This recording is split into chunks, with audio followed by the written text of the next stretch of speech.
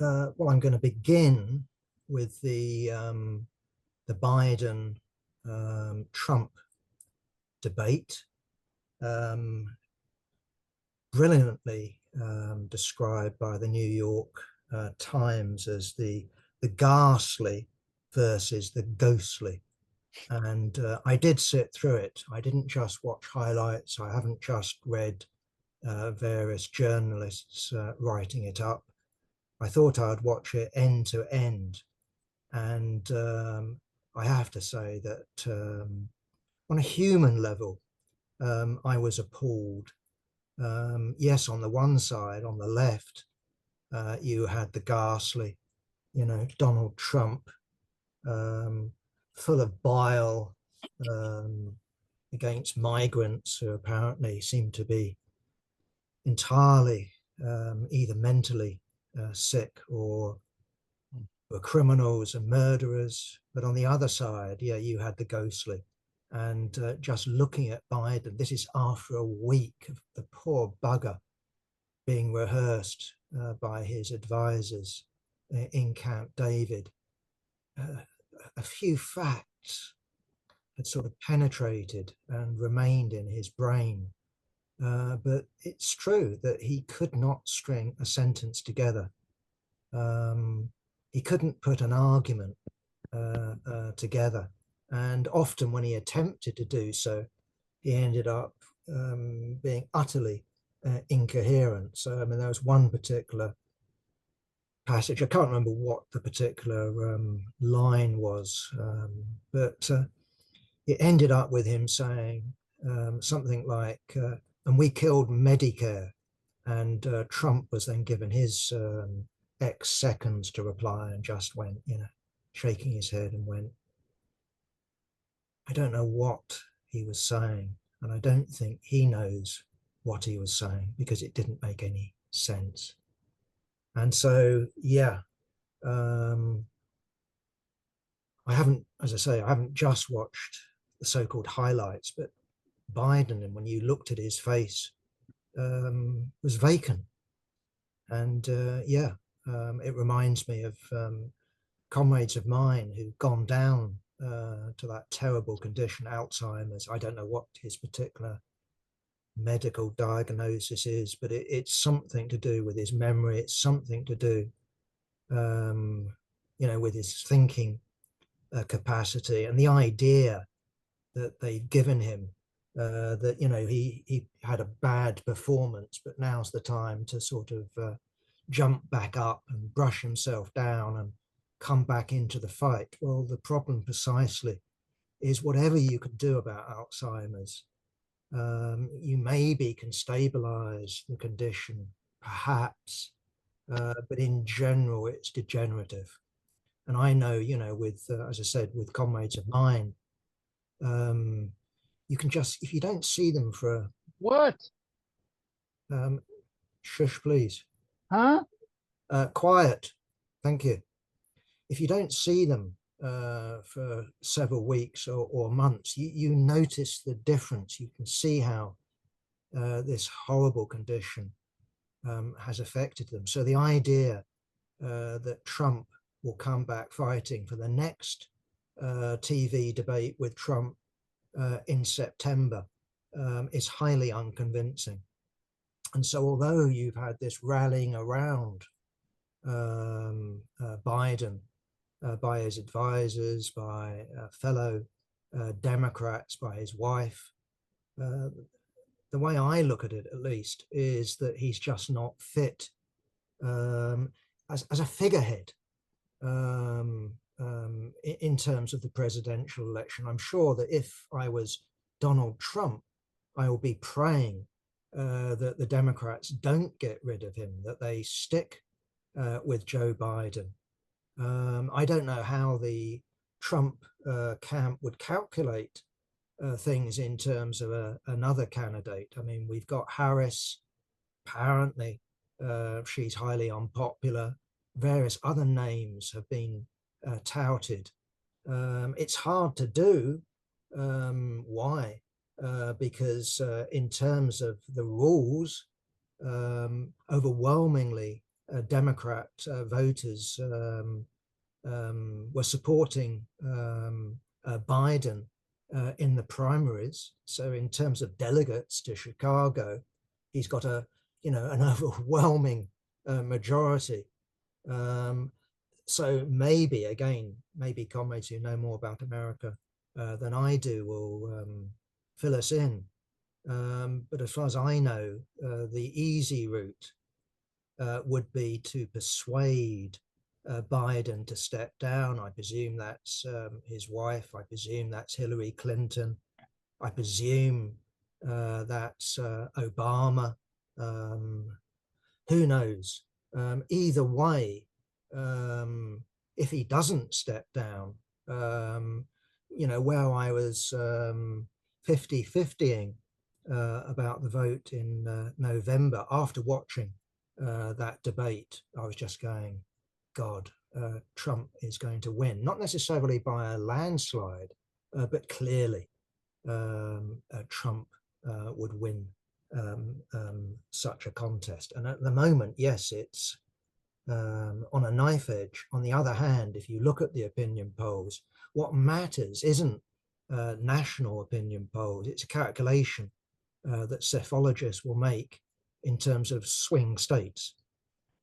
So you could have a situation, for example, where Trump is behind in terms of the popular vote, but because of the election of delegates on a state basis, he still ends up winning. I don't think we're dealing with such a calculation if Biden presses ahead and insists on standing as a candidate, and other Democrats insist that is the case.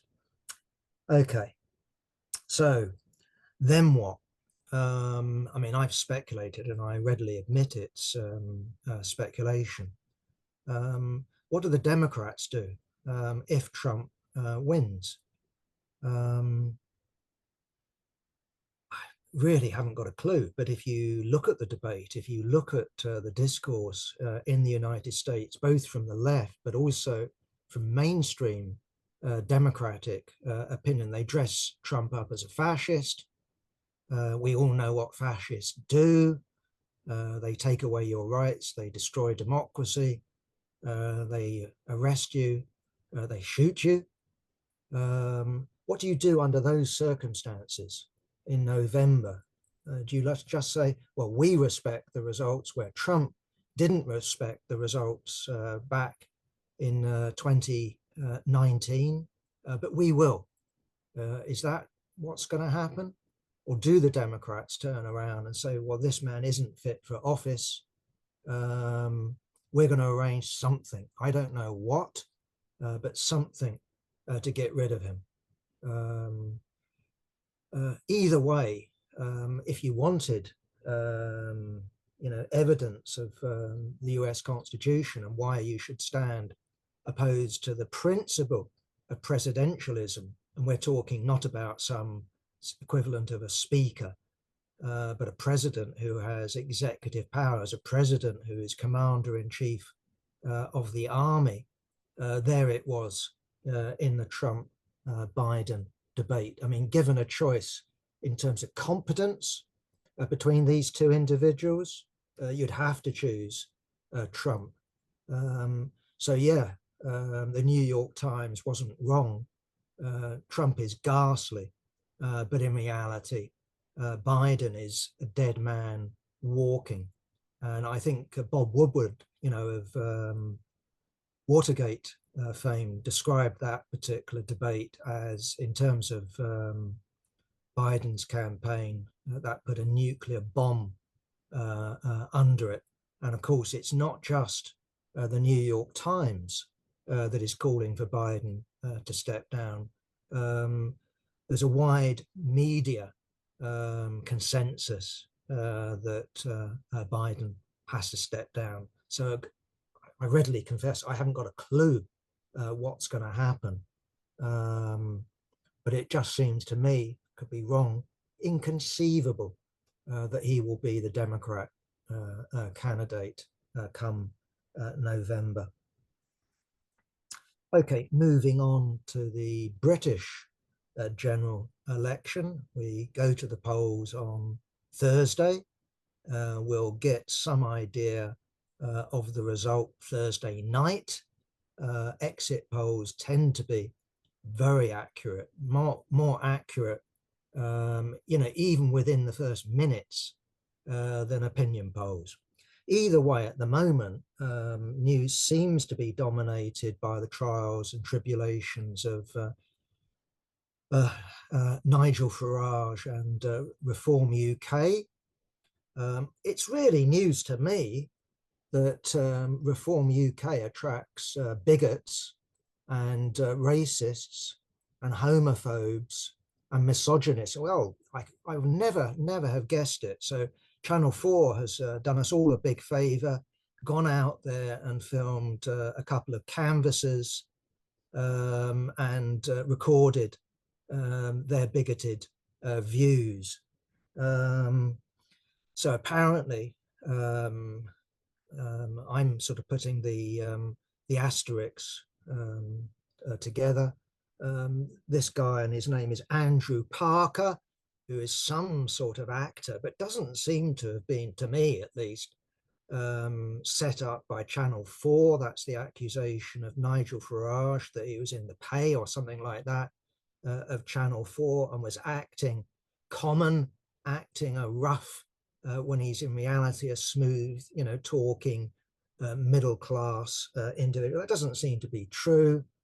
But what he was doing was calling our present Prime Minister a fucking packy. In our press, we have asterisks in the middle of that, so I'm working it out on the BBC. That is bleeped, even when the Prime Minister himself repeated those words. So I'm only guessing at those words, but I think it's a pretty good guess. I don't know why people do that. It's as if, swear words and insults almost have a magic property to them. It's a bit like Socialist Workers' Party, when they want to be really daring. They have the word F, asterisk, K. And, well, we all know what the word stands for. We all know what it means. Why not just say it? Why not say the word fuck? I can't really see the problem. After all, there was a West End play on Not 2 recently, admittedly. Mark Ravenhill, Mark Ravenhurst, shopping and fucking. Either way, of course, it's no surprise, is it, that Reform UK attracts such people. These people in general are refugees from the Tory party, and they're from the Tory party of people that admired Margaret Thatcher, but also admired Enoch Powell.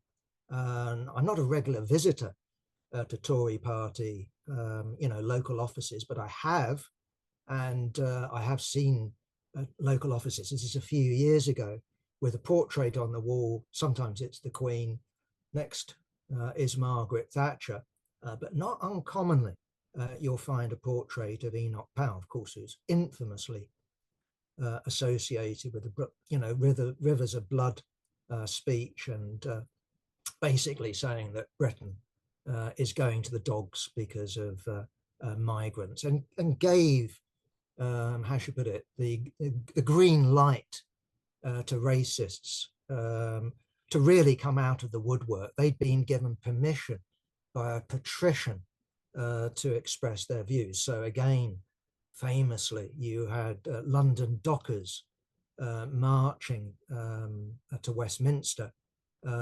chanting Enoch, Enoch, Enoch. Either way, what's interesting to me is that showing the existence, which some on the left still deny for whatever reason, I can't understand it, that there's official anti-racism. Not only did you get Rishi Sunak coming out to denounce Reform UK and Nigel Farage, and of course the Labour Party, you also had Nigel Farage himself denouncing this Andrew Parker, saying we don't want anything to do with racists. you had various leading figures from Reform UK getting their platform on the BBC Radio 4 News, one of who was pointed out by the Radio 4 interview, well, aren't you gay? This is after one of the canvassers said that, the rainbow flag on a police car was, some sort of symbol of depravity. He said, well, yes, I'm gay. And not only am I gay, but half the Reform office is also gay. And we also had a Reform UK, again, leading figure put on. I listened to the radio, I wasn't watching the TV, but as I understand it, this guy was from a Bengali background. He was also put on and said, yeah, we thoroughly disapprove of racists. Not surprising, is it? So we get Nigel Farage denouncing not only this particular canvasser, but also on, live denouncing three Reform UK candidates. So I just really wanted to reinforce the point that I do think official anti-racism exists. Of course, racism exists. It's just that in its old way, it's no longer socially acceptable. If you express particular views, if you come out with particular phrases, you put yourself beyond polite society, civilized society. You're there to be denounced. But at the same time, of course, what we get is the Labour Party basically competing with Reform UK when it comes to who can be nasty to migrants. We get the Tory party competing with Reform UK, who can be nasty to migrants. It's true that shooting them or using them for target practice isn't recommended, but apparently for the Tory party, sending people off to Uganda is acceptable. For the Workers' Party, George Galloway's Workers' Party wants the Royal Navy diverted from the Red Sea to the English Channel, so it actually forces boats back. Of course, no one would fall in the water, would they? No one would get drowned under those circumstances, would they? And if they do get to Britain, what's the Labour Party proposing? A faster processing of people. But the reality is that mass migration will keep happening, not because Britain is such a heaven. It's just that where people come from is such a hell. And all you need to do is tick off the leading countries where migrants are coming from, and you already see the problem. It's Libya, it's Syria, it's Afghanistan, it's Iran, it's Kurdistan. That tells you everything you need to know. And of course, in terms of Europe, it's sub-Saharan Africa. It's IMF adjustment programs. So that's the cause. These people will not cease coming, and the working class movement needs to be clear. Of course, migrants coming to Britain adds to competition when it comes to labour, the commodity of labour power. And therefore, our answer is actually to organise people, and not only organise people in Britain, trade unions, political parties, but to organise internationally and fight for a world that the working class controls. So, of course, we're not against migration, but mass migration is clearly a sign of social distress, social breakdown. That isn't something we welcome. We're not going to turn people away. We're not going to treat people as if they are the cause of falling wages or shortage of housing or a lack of doctors or a lack of school places. Okay. What we also have a consensus on is national chauvinism. And all you need to do is look at the Labour Party publicity. A friend of mine was asking me, have we had the Labour Party material through? And I said, well, yeah, it's just on the stairs down there. She picked it up and went, oh my God, It reminds me of the National Front. And I think there's a truth there, that what Keir Starmer is doing is changing the Labour Party and presenting it as a nationalist party in a way that you wouldn't have had to such an extent in the past. Either way, what I wanted to do is to quote an article from a guy called David Edgerton. He's a lecturer, I think, at Imperial College, and he deals with the history of technology. Either way, there was an article of his in The Guardian of where he said, well, you know, in terms of the Labour Party, we should treat the Labour Party as what it says it is, a conservative party. He you know, speculates that maybe in office, the Labour Party will be less conservative than it says it will be. After all, if you look at the Blair government, it was less conservative than it promised to be. It actually did spend money. I can remember with our own press just looking at a headline at one point opposing Labour cuts and just pointing out, what Labour cuts? Labour's throwing money at the National Health Service, at education. It just wasn't announcing it from the rooftops. Lots of that money was wasted, I'd readily concede. So PFI, Public, you know, Finance Initiative, complete waste of money. Either way, money was spent. Anyway, our friend David Edgerton was, I don't know whether it's his word. I'll credit him unless I'm corrected. He was talking about so little separating the parties, in spite of the sound and fury from the Daily Telegraph saying that there's only X days to save Britain from open borders and the collapse of the British Army and the end of civilization as we know it and stuff like that. But he actually, as I say, I'll credit him with this. He's coined this term, Starnakism, Starmer, Sunakism. Anyway, joining their names together, and I think that's right.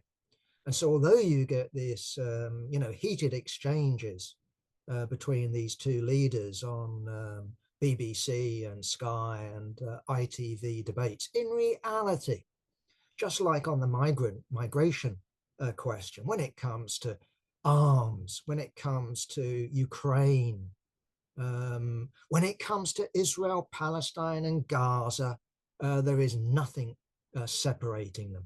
And what, of course, Starmer's done in terms of his election strategy is triangulation. It's going right up to the Tories. So in the words of our left Labour ex-MP Dennis Skinner, bless his soul, nothing separates these two parties except a cigarette paper. That's all that separates. So that's the width of the programmatic difference between the two. And I think David Edgerton, when it comes to Starmer and Sunak, who's pursuing a core vote strategy for reasons we'll come to, there's a truth there. And he was making the point, I'd not heard of this one either, that someone way back had coined the term Blatcherism, Blair Thatcherism, right? I'd not heard that one, but I had heard of That Knockerism. That was me joining together the term Thatcher and Kinnock. That was definitely me. It was quoted, my claim to fame, it was quoted in Private Eye. Either way, I invented that one, and I don't know about the other three. But of course, we're all referring back to the 1950s when there was this term Butsklerism. And Butler was the Tory Chancellor, and the other bit of it, the LL, was Gateskill, Hugh Gateskill, the leader of the Labour Party. Butler and the Tory Party, both under Churchill, but also under Eden and other prime ministers, was basically buying into the social democratic, post-World War II social democratic consensus, the NHS, council houses, education, social progress, all of that. Okay, you can say that the Tories had no choice in the matter, and that would be true. You can say that the Tories were doing their best to sabotage it. That's undoubtedly true. But there was a reality to it. And I can remember Tory prime ministers not only coming out with, "You've never had it so good," but Tory prime ministers boasting about how many tens of thousands of council houses the government had built last year and the year before that and the year before that, and how many hundreds of thousands of council houses they would build in the future. So there was a consensus around unemployment is now just frictional. There was a consensus with the good old America, good old USA financing it around right-wing social democracy. We don't live apparently any longer in a capitalist society.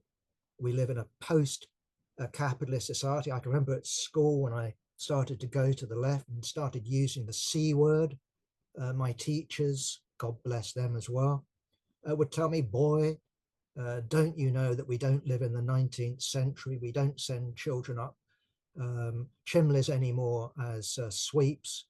We don't live under a capitalist society. We're living in a Keynesian society. We're living in a society of where governments, where states control things. We don't have slumps. We don't have unemployment. Living standards go up each year. And in the words of Harold Wilson, we can look forward to a society of abundance, of undreamed of prosperity and leisure." That was something that was put forward not only by Labour, but also by the Tories. Hence this word butsclerism. But you see what I've tried to do. Yes, that was in the 50s, a consensus between the two main parties. You actually get a joining of a word, butsclerism, to describe it. But look at today. Yes, a joining together, but look what's happened. We haven't just seen a seamless continuation. We've seen step by step by step a moving to the right. And Harold Wilson moved to the right and basically laid the ground for Thatcher. What you had is, for example, the last Wilson government, Wilson-Callaghan government, put through a whole raft of seemingly pro-trade union, legislation. It did empower the trade unions to recruit. The TUC membership went up to 12 million with a much smaller workforce than we've now got. But of course, what that went hand in hand with was industrial tribunals. So instead of workers going on strike to protect their shop steward, you had to go to court, and that would drag on, as we know, sometimes for months, sometimes for years. What you had is the disempowering of shop stewards network. So instead of dues being collected by shop stewards, it was collected by the bosses. The trade union bureaucracy loved it because it stopped wildcat strikes. That's what they used to call them back in the 60s.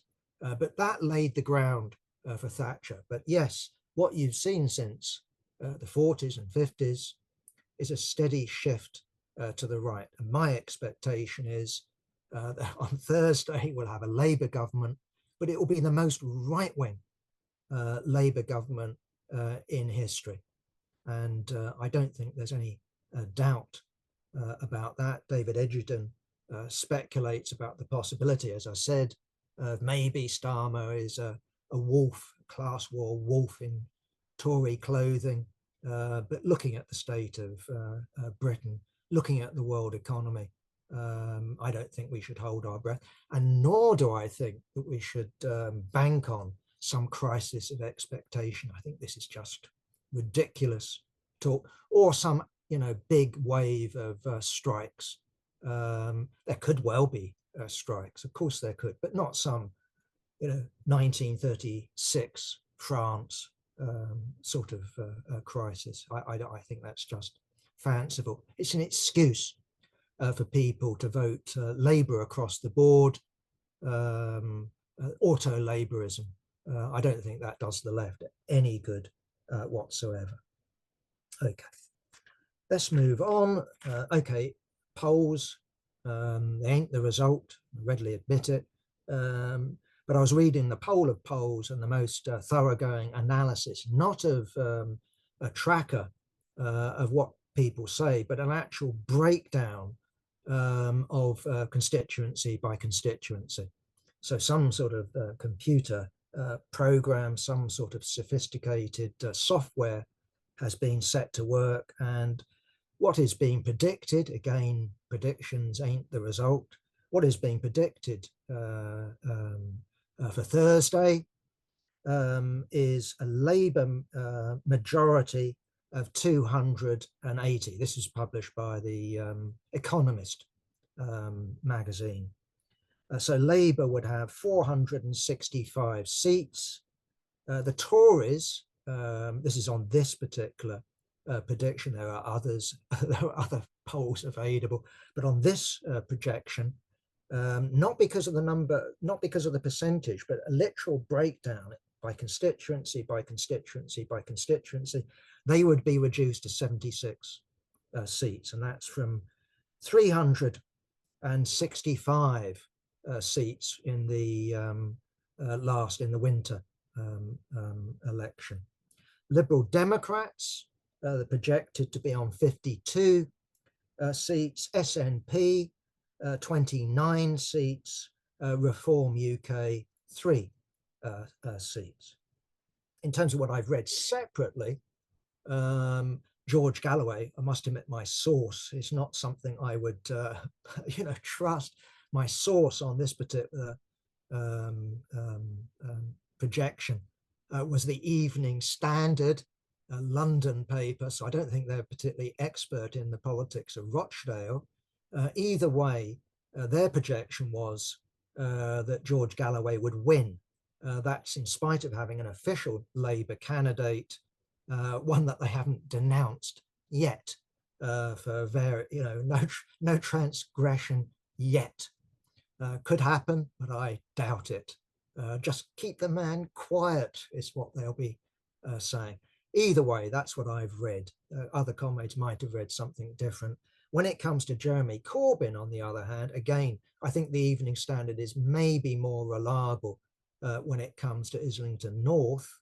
And what I read there is that Jeremy Corbyn is behind the official Labour candidate and just behind enough beyond statistical probability. So it looks like, at least at the moment, that Jeremy could lose. And that's going to matter, not because I've set my heart, on Jeremy winning. It'd be great if Jeremy Corbyn did win. It would be two fingers up.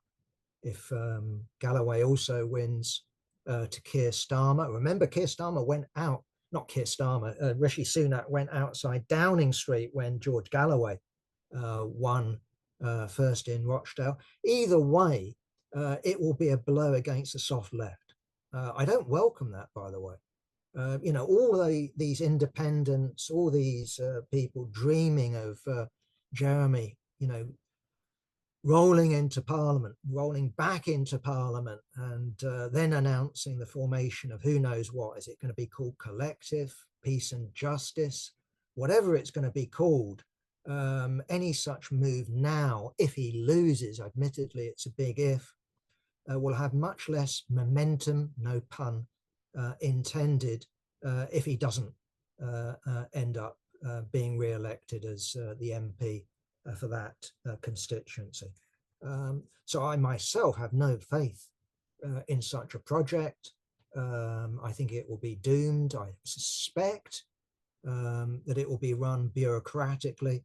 It will be run with token democracy. It will be run along Bonapartist lines, and maybe even run along the lines of Reform UK is run by Nigel Farage. It's a private company.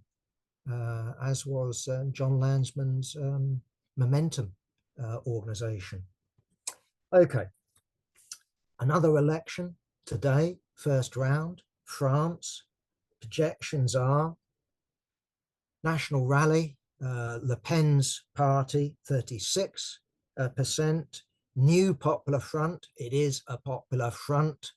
It's both a popular front because of the presence of the Green Party, but also I would argue it's a popular front because of the presence of the Socialist Party, which is a right-wing party, not in terms of Le Pen, but classifying it as left-wing. You know, would you call it centre-left or would you call it just centre? Either way, showing it's a popular front in terms of its dynamics. It's the Socialist Party which has set the agenda when it comes to programme for the new Popular Front, not least when it comes to Israel-Palestine and Gaza. And I think it's a sort of law that it's the right wing of popular fronts that set the agenda, even if these right-wing forces are little more than ghost forces. So famously in Spain, for example, the Communist Party and the Socialist Party, which were workers' parties, allowed the Radical Party to set the limits of the programme of the Popular Front. And that, of course, happened in the Popular Front in France, first time round in the 1930s. It happened in Respect with George Galloway and the SWP, with the Muslim Brotherhood, the Muslim Association of Britain, setting the programmatic limits of Respect. Either way, as I said, we've got National Rally, 36%, New Popular Front, 28%, Macron's alliance, that includes Renaissance, but with others bolted on, 20%. So if he was gambling on the centre holding up, re-establishing itself, if that was his calculation, he's blown it big time. Because of course what happens, and again, I don't know if we've got anyone who knows about French politics, I think René might, but my understanding is that in terms of the first round, those that get less than 12.5% of the poll get eliminated. Either way, the tendency would be for the one that comes second to the National Front, or is ahead of the National Front, excuse me, slippage historically, is ahead of National Rally. The tendency would be for the other party to drop out, not to have a three-party contest, but to go who's in the best position to beat Le Pen's party. That's what you would expect. Might not happen. Either way, what the projection is isn't of a National Rally majority in the National Assembly. The projection is that it will emerge as the biggest party, and would therefore, one would guess, if the arithmetic worked, would do some sort of cohabitation agreement with President Macron, who doesn't step down until, was it 2027? It has to step down. That's the constitution, only 2 times in a row. And therefore one would guess, again, if the arithmetic works out, that Macron's bloc in the National Assembly would do some deal with National Rally. And what we know is that National Rally has already backtracked when it comes to its attitude to NATO, has been engaged in talks with big business, trying to reassure them that they would be a responsible government. And of course, it wouldn't be Le Pen, it would be this guy, Jordan Barbarella, who would be the prime minister. And you would guess that Macron's calculation under those circumstances would be to ensure that he did such a bad job that his preferred candidate in 2027 won, as opposed to Le Pen. I'm not convinced by that. I think that if that is the calculation, my guess would be that it would come a cropper, just like it's come a cropper this time. In other words, if we look not only at Britain, not only look at the United States with the prospect of a second Trump term, but look at the European elections, look at Japan, look at India, look at Israel, country after country after country, what we see is moving right. There are exceptions. Latin America, for example, okay, you had Brazil, but now you've got the Workers' Party, blah, blah, blah. Nonetheless, the general shift is to the right. And I think that we should not support, obviously, but we should expect things to move to the right in France, not only this year, but in a couple of years' time as well. And that poses a question for the left, what to do about it, how to characterize it. There is a left in America, for example, and as I've said, not only the left, but the Democrats who describe Trump as a fascist. What does fascism mean? Well, in my view, it means attacking basic democratic rights. We're not talking about a few things on the margin. We're talking about smashing the working class movement, so smashing trade union movements, smashing working class parties. I was reading Socialist Worker this week, and they insist on describing not reform as fascist, but they insist on describing Le Pen as fascist. And apparently Jordan Barella is about to launch a police reign of terror in France against migrants and against the left. Well, I think things will get a lot harder, a lot tougher, a lot more nastier. That I readily accept. But things have got nastier and nastier. Note, under Tory governments, under Macron, Macron has been moving to the right in a bid to fend off Le Pen. Joe Biden has been doing the same thing in the United States. There isn't much actually that really separates Trump and Biden. No, what we're dealing with is a further ratchet to the right in France, not fascism. Fascism, we should, I think at least, give it a definite meaning. And if you don't, the danger is precisely cried out wolf, and there wasn't a wolf. People said, oh, well done, Peter. No wolf, though. He cried out wolf second time. And when there was a wolf, he cried out wolf, and no one believed him, and the wolf ate him up. And that is the problem, I think, with the left that simply says that this particular politician is a fascist when they aren't, or a situation, for example, I know a little bit about it. Comrades in Turkey described the regime there, either under Erdogan or going right back to the origins of the Turkish Republic under Ataturk, and described that as fascism. Well, so they then tell me that Erdogan's a fascist. Well, what difference is Erdogan then when we've already had fascism since the 1920s? So you're telling me that there's a fascist danger? Well, we've already got fascism. So no, I think we need to keep these words having some use value politically. You can call whatever you want, of course.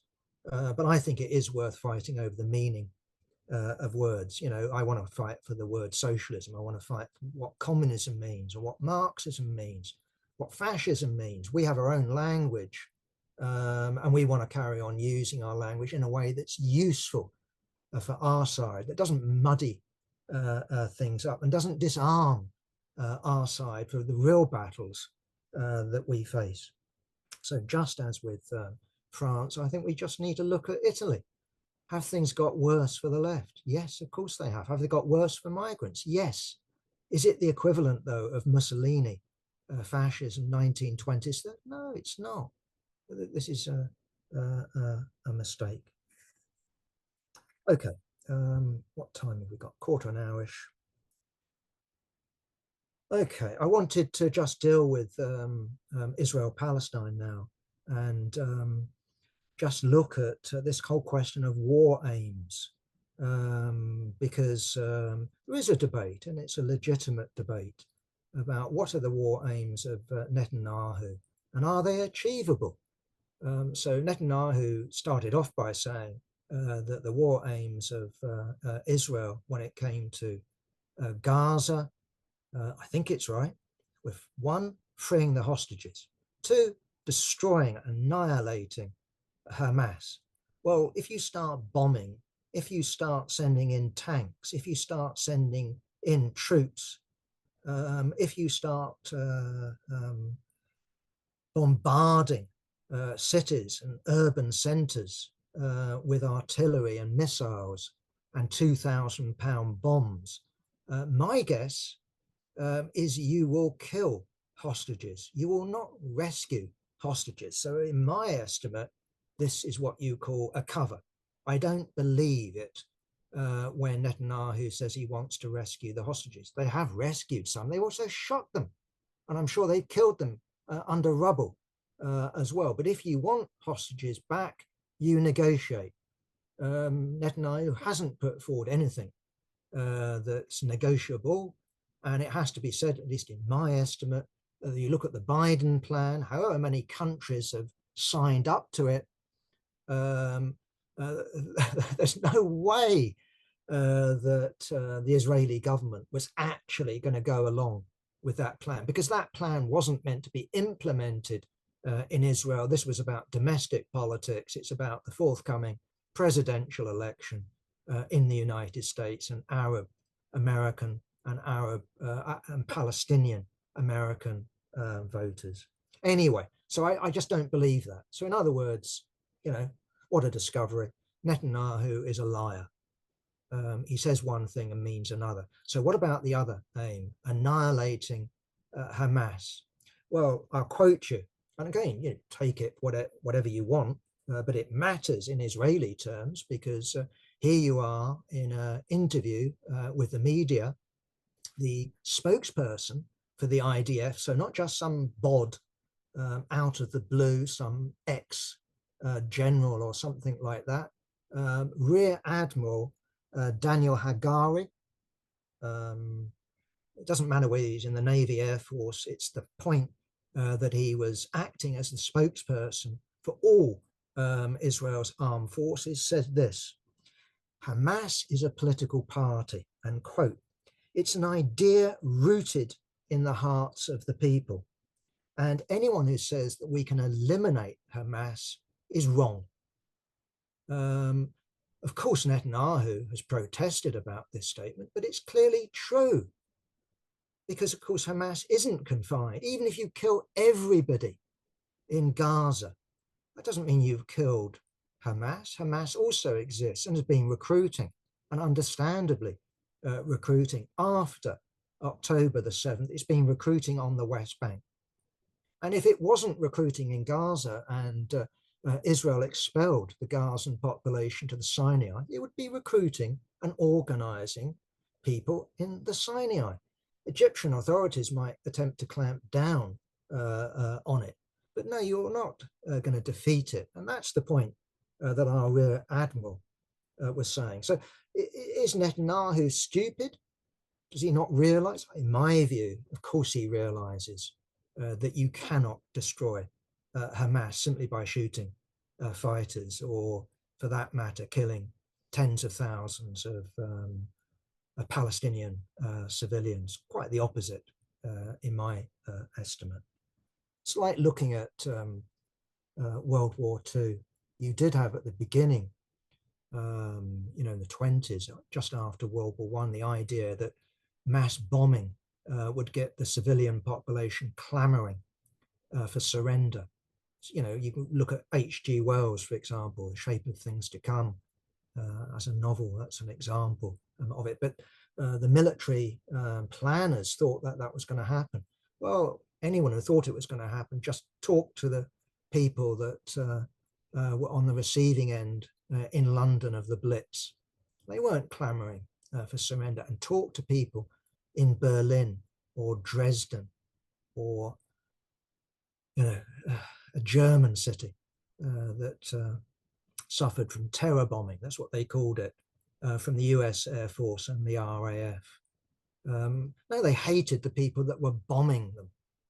That is the tendency. So people don't clamour for surrender under those circumstances. They clamour for revenge against the people that are killing them. Either way, I think Netanyahu knows that. So why is Netanyahu pursuing this war? Okay, he sort of said that we're winding it down a bit, but we're not stopping the war. That's what he says. Well, I'll give you two immediate reasons. One is that he faces corruption charges, and his lawyers have just put in a statement to the courts. Benjamin cannot appear, will not appear before March 2025 because he's busy. He's running the war, don't you know? So rather than facing corruption charges, he's got to win. He's got to win against Hamas. So no, we're not appearing in front of your damn court. The second reason I think I've just explained at the beginning of the political report, and that's called Donald Trump. And what he's calculating on, in my view, is a Donald Trump victory in November, Donald Trump becoming president in January. And note the debate. I haven't given a detailed account. I would urge comrades, though, to watch it. You know, it's 1.5 hours of your life, I admit, but it is worthwhile watching. And one of the things that Donald Trump was saying there when Biden was boasting about the support that he'd given Israel, he said, I wouldn't have stopped Israel. What's he mean by that? I wouldn't have stopped Israel. He wasn't talking about 2,000-pound bombs. In my view, what he was talking about is finishing the job, which doesn't just mean eliminating Hamas militarily. It means solving the West Bank, and it means solving Gaza by getting rid of the Palestinians. And if that means tens of thousands, hundreds of thousands of people dying, I think Donald Trump will be perfectly happy with that. What happens then in the wider region, that's a different question. But I think Donald Trump would be happy with such an outcome. Biden at the moment is more hesitant about that. Either way, I'll just finish with this, that what Israel is forced to do is to get rid of the native population, or enough of the native population to make their project viable. And of course, what has just been announced in the middle of this Gaza horror is the building of, I had to look into what's this all about, the building of 5 more Israeli outposts on the West Bank. Outposts? So I initially took it as, well, Israeli army outposts? They wouldn't bother reporting that, surely, in any newspaper or on any TV or radio. Now, of course, what it meant, as I quickly realized after going, what? Is they aren't talking about what I would call an outpost. What they're talking about is Israeli settlements. So 5 more Israeli settlements on the West Bank. And this was in return. This was something Netanyahu agreed to with his right in the cabinet. In return, this is Netanyahu, for, what's the word, lifting the freeze on funds that go to the Palestinian Authority. So the Palestinian authorities protested about these 5 new outposts. And it says that, quote unquote, that this sabotages the 2-state solution. I don't know whether to laugh or cry. Just look at a map. That will tell you a 2-state solution. The map tells you everything. Here are Israeli settlements. Here are Israeli roads. Here are the Israeli military. And what you have is an Arab stan, a Bantustan, a reservation for the Arab Palestinian population. That's what the West Bank has been reduced to. And of course, what we have in legislation in Israel is the provision to extend the actual annexations on the West Bank. And of course, what we have in terms of Donald Trump is someone who seems to be, would be a president that would actually welcome such a move. So they're the 2 reasons. But as I said, there is a third, and I've already dealt with that. And that's the project of a greater Israel. And the differences in Israel are just about timing. All of the Zionist parties are committed to a greater Israel, which basically means all of mandate Palestine. But also, we have to recognize that that also goes hand in hand, because you've got to defend it with a plus. So to defend mandate Israel against external enemies, you have to go to war with Lebanon, i.e. against Hezbollah. You have to then look at a potential overthrow of the Hashemite dynasty in Jordan and go to war with what replaces it. You'd have to extend the border into the Sinai, wouldn't you, if there was a mass Palestinian population in the Sinai, if the Egyptian army doesn't do the job the Israeli army must. And we have the right wing in Israel, and we're talking about in the government, saying that what they're looking for is 1 million more settlers, million more, not a million more settlers on the West Bank. Where the hell they're going to get 1 million more people from, I don't know. But that is the stated aim. So they're my 3 reasons of why Netanyahu wants to keep the war going. They ain't just personal. They're part of the Zionist project itself.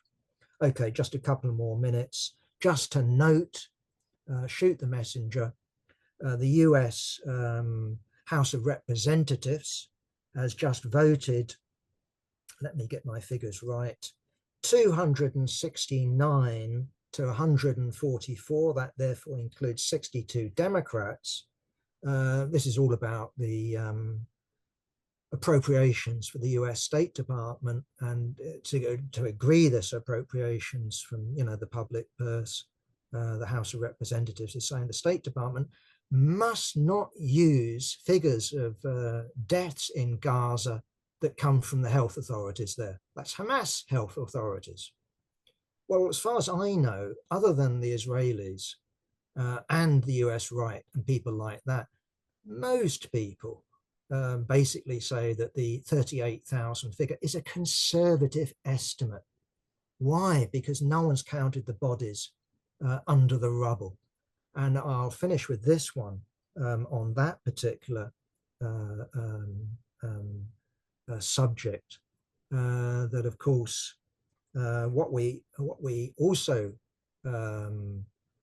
have in terms of international politics is the International Court of Justice saying there's, quote unquote, a plausible case against Israel for carrying out a genocide. And that's exactly what Rashida Tlaib of the so-called Squad has accused the Democrats of complicity with, because of course it's US bombs, US planes, US missiles that are being supplied throughout this war. And those that enable a genocide are also guilty in their own way. The US hasn't stopped arms supplies, and nor has Britain for that matter. But we all know that America could stop arms supplies. And when it comes to high-tech equipment, that would matter. You wouldn't be able to run F-35 fighters, I would guess, in terms of spare parts, more than a few weeks if they weren't coming over the Atlantic on transport planes.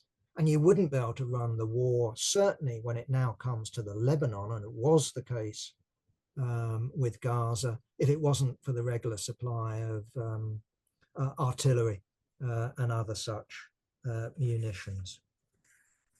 I've been told, because we have another election, and that's the Iranian one.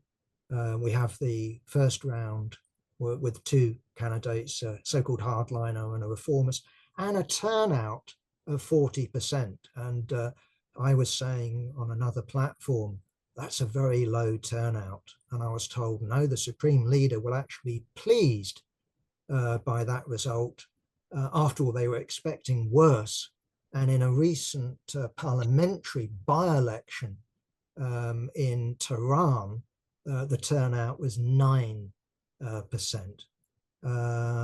So those observers that say that the mass of the population in Iran are deeply alienated from the entire political system are right. But of course, what it will take to overthrow the system is more than people not turning out to vote. And maybe what will happen in the second round is you'll get a bigger turnout because people have got a straight choice between a reformist, slightly worse, and an even worse hardline candidate. Our chair has woken.